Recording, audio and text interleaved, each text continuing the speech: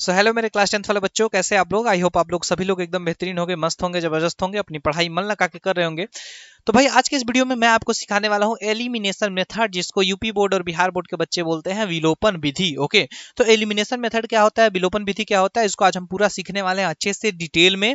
अच्छे क्वेश्चंस भी मैं 3 ले चुका हूँ, इन 3 क्वेश्चंस को भी मैं आपको कराने वाला हूँ आज के इस वीडियो में। आप इन तीनों क्वेश्चंस को एकदम समझ के जाने वाले हो। ओके, तो बिना ज्यादा टाइम वेस्ट किए चलो सीधे अपने मुद्दे पे चलते हैं, सीधे अपने टॉपिक पे चलते हैं कि एलिमिनेशन मेथड में हम करते क्या हैं। तो देखो, एलिमिनेशन मेथड में हम एक्स और वाई में से किसी एक को एलिमिनेट करते हैं। एलिमिनेट करने का मतलब होता है डिलीट करना, उसे विलोपन, इसीलिए विलोपन बोला जाता है उसको हिंदी में।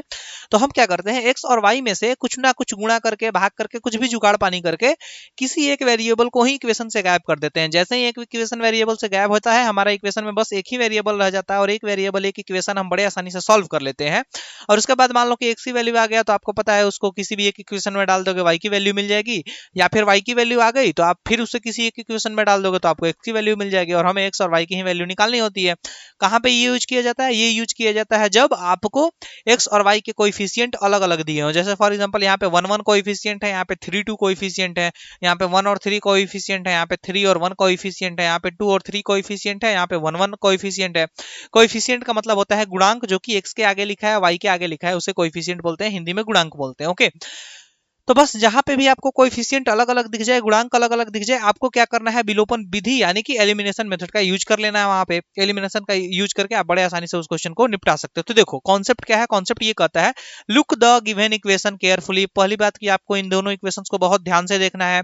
Multiply by a constant to any one of the equation. इन दोनों इक्वेशन में किसी एक इक्वेशन में, इन दोनों इक्वेशन में से दो इक्वेशन है, किसी एक इक्वेशन में आपको किसी कांस्टेंट यानी कि किसी नियतांक से गुणा करना है। मान लो 2 से गुणा कर दो, 3 से गुणा कर दो, -2 से कर दो, -4 से कर दो, यानी कि किसी भी एक कांस्टेंट टर्म से आपको किसी एक इक्वेशन को गुणा करना है। ओके, देन ऐड और सब्ट्रैक्ट, फिर आपको ऐड करना है या फिर सब्ट्रैक्ट करना है। कब ऐड करना है, कब सब्ट्रैक्ट करना है, उसका सीधा कॉन्सेप्ट सुन लो। अगर साइन सेम है तो हमेशा सब्ट्रैक्ट करना है, अगर साइन अपोजिट है तो आपको ऐड करना है। अगर साइन सेम है, यहाँ पे मैं लिख देता हूं साइन सेम, साइन अगर आपका सेम देन आपको माइनस करना है। ओके, और साइन अगर आपका अपोजिट, अपोजिट तब आपको प्लस करना है। सर किसका साइन, वेरिएबल का साइन। मान लो कि यहाँ पे जैसे प्लस है, इसमें भी प्लस है, तो दोनों में प्लस प्लस है तो आपको माइनस करना पड़ेगा। दोनों में माइनस माइनस रहता तब भी आपको माइनस करना पड़ता है, इसीलिए मैं लिख दिया हूँ साइन सेम, प्लस प्लस हो माइनस माइनस हो तो आपको हमेशा माइनस करना है। एक में प्लस हो एक में माइनस हो तो हमेशा आपको एडिशन करना है। ओके, तो साइन अपोजिट हो तो एडिशन करना है, साइन सेम हो तो आपको घटाना है। ओके, उसके बाद हो गया ना, देन एड और subtract and solve for Y और एक्स, सॉल्व फॉर एक्स और वाई, यानी कि जब जैसे ही आप ये मेथड लगाते हो, जैसे ही आप इतना करते हो, आपको एक्स और वाई सॉल्व होता हुआ दिख जाएगा।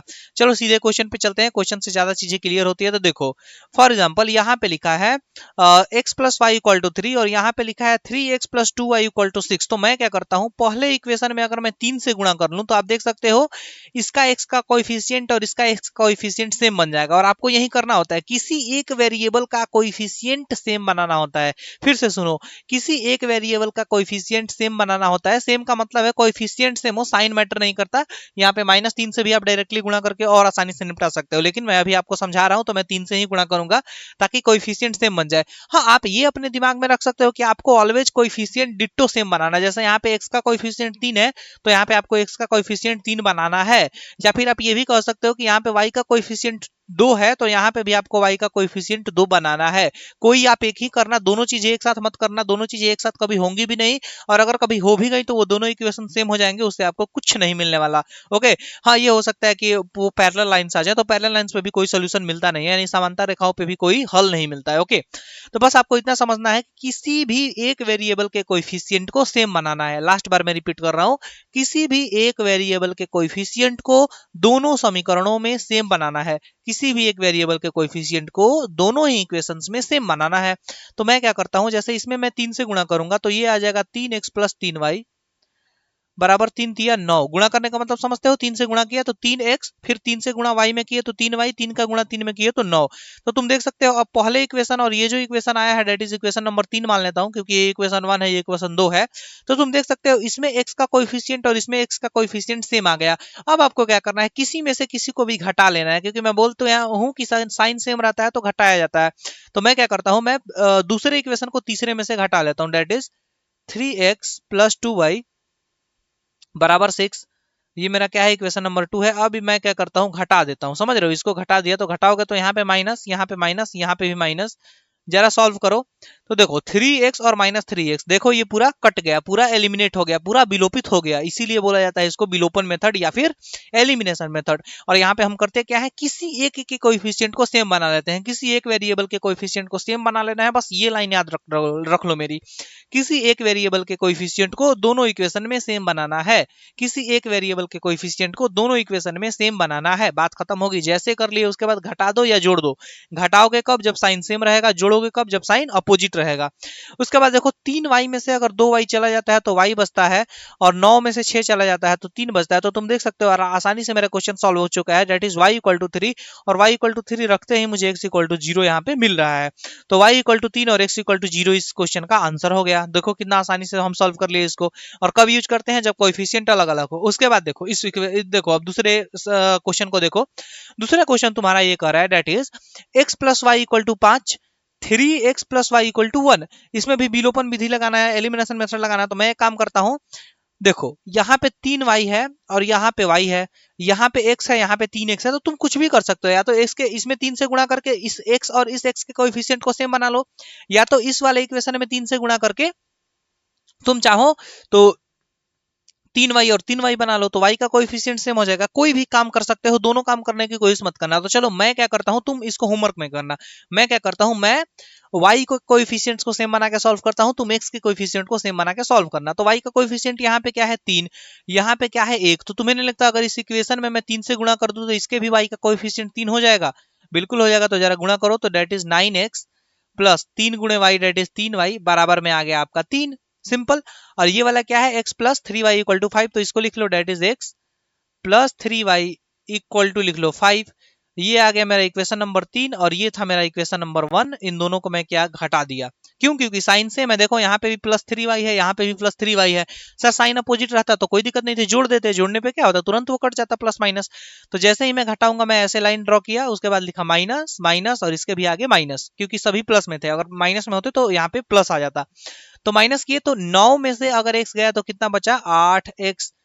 3y में से 3y चला गया तो बचा आपका 0।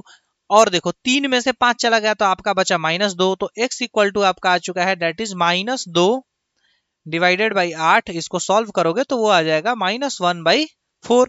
तो इसी के साथ आपका x आ चुका है। y आप होमवर्क में निकालना कि y क्या आ रहा है, क्या करना है, y की वैल्यू को उठाना है, पहले इक्वेशन या फिर दूसरे इक्वेशन या फिर तीसरे इक्वेशन, कहीं पे भी पुट कर दो कि y की वैल्यू मिल जाएगी। आ जाओ नेक्स्ट क्वेश्चन पे मूव कर जाते हैं। तो नेक्स्ट क्वेश्चन पे जैसे ही मूव करते हैं, एक काम करते हैं, इस क्वेश्चन को थोड़ा हार्ड कर लेते हैं, यहाँ पे माइनस कर देते हैं ताकि साइन अपोजिट हो जाए, क्योंकि एक भी मैं साइन अपोजिट का केस अभी नहीं कराया हूं। तो देखो अब यहाँ पे तुम्हें क्या करना है, यहाँ पे देखो y का साइन अपोजिट है और यहाँ पे y का साइन प्लस है, यहाँ पे y का साइन माइनस है, मतलब अपोजिट है। तो मैं क्या करता हूँ, इस वाले इक्वेशन में अगेन मैं 3 से गुणा कर लूं, अगर इस वाले इक्वेशन में 3 से गुणा कर लूं तो देखो यहाँ पे 3y है, यहाँ पे भी 3y बन जाएगा। प्लस में बने माइनस में बने ये मायने नहीं रखता। तो that is 2x plus 3y equal to मैं लिख लिया 10। इसमें मैं 3 से गुणा कर रहा हूँ, ध्यान से देखना, डेट इज 3x माइनस का 3y बराबर में आ गया 5। अब मुझे क्या करना है, इन दोनों समीकरणों को जोड़ना है। क्यों जोड़ना है, क्योंकि साइन अपोजिट है, साइन अपोजिट होता है वेरिएबल का, तो हमें जोड़ना पड़ता है। सर किसका साइन, सर x का साइन तो सेम ही है सर, यहाँ पे भी प्लस यहाँ पे भी प्लस। नहीं बेटा, हमें ये नहीं करना होता, हमें जिसका कोएफिशिएंट सेम होता है ना उसका साइन देखना होता है। यहाँ पे लिख लो, that is coefficient, coefficient same वाले का, कोएफिशिएंट सेम वाले का, जिसका कोएफिशिएंट सेम हो उसका साइन देखा जाता है। देखो यहाँ पे 2 है, यहाँ पे 3 है, क्या कोएफिशिएंट सेम है, क्या नहीं। तो कोएफिशिएंट सेम नहीं है तो इसके साइन से तुम्हें कोई मतलब नहीं है। साइन बस उसका देखा जाता है जिसका कोएफिशिएंट सेम हो। तो जैसे देखो यहाँ पे भी क्या है, यहाँ पे 3 है, यहाँ पे भी 3 है, और साइन क्या है, अपोजिट है। तो हमें इसी का साइन देखना है और इसी का साइन मैटर करता है। अब क्या करो, अब इन दोनों इक्वेशंस को जरा जोड़ दो। तो इन दोनों इक्वेशन को जोड़ोगे तो 3 और 2 कितना हो जाएगा, 5, 5x प्लस 3y और माइनस 3y कितना हो जाएगा, 0। इसीलिए तो जोड़ रहे हैं। सर घटा क्यों नहीं रहे हो, घटा इसलिए नहीं रहा हूं क्योंकि घटाऊंगा तो कुछ मिलेगा नहीं ना, घटाऊंगा तो ये 6y हो जाएगा, ये 5x हो जाएगा, बराबर में 15 आ जाएगा। क्या तुम्हारा कोई वेरिएबल सॉल्व हुआ? जवाब है नहीं सर, कोई वेरिएबल सॉल्व नहीं हुआ, लेकिन हमें तो वेरिएबल सॉल्व करना है ना।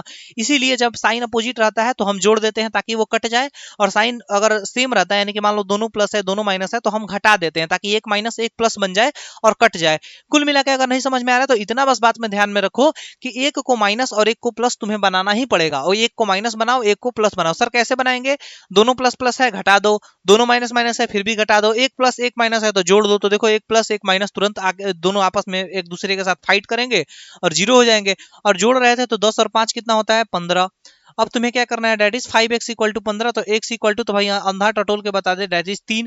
तो x इक्वल टू 3 आ चुका है। अब x 3 आ गया तो y कितना आ जाएगा? That is -2। तो देखो y बराबर आ रहा है -2, इस इक्वेशन में रख लेना तुम्हारा आ जाएगा आंसर। तो डेट इज y बराबर -2, x बराबर -3।